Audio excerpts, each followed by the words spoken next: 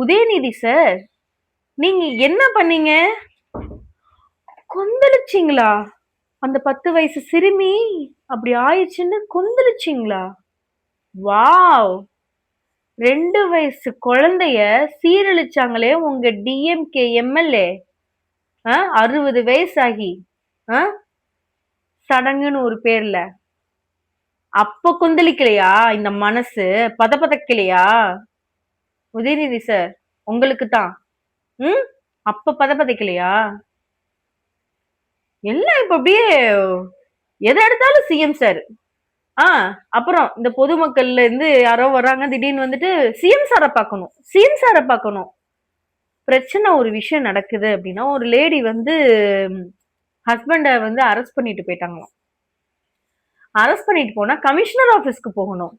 CM சாரை தான் நான் பார்க்கணும், என் ஹஸ்பண்ட் வேணும், எனக்கு சிஎம் சாரை தான் பார்க்கணும், என் ஹஸ்பண்ட் வேணும். இந்த வேர்டை மட்டும் ஸ்ட்ரெஸ் பண்ணி அந்த பொண்ணு சொல்லுங்க. வீடியோ மட்டும் பார்த்துட்டு வாங்க.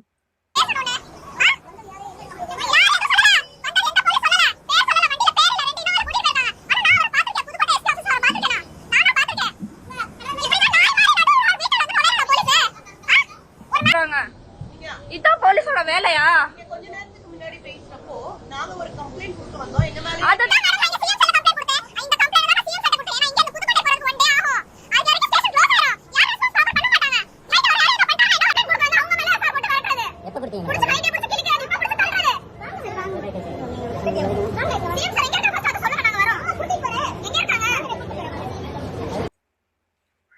பாத்துட்டீங்களா?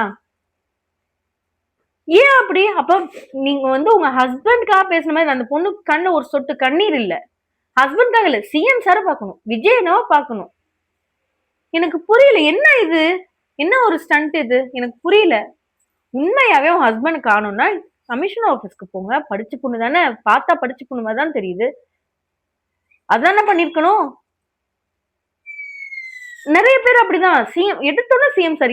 இதுக்கு முன்னாடி இருந்த ஆட்சியில எல்லாம் எதுவுமே அப்படி அப்படி நடக்கவே இல்லையே. சிஎம் சாரை பார்க்கணும், சிஎம் சாரை பார்க்கணும். ஏன்னா அவர் ஈஸியா இருக்கிறாருல, அவர் ரொம்ப சாஃப்டானவரா இருக்கிறாருல, பொதுமக்களை டிஸ்டர்ப் பண்ணாத ஒரு சிஎம்மா இருக்கிறாருல. அதனால நீங்க அவரை டிஸ்டர்ப் பண்ணிட்டு இருக்கீங்களா? அவர் வேலையை அவங்களை பார்க்க விடுங்க. ஓகே.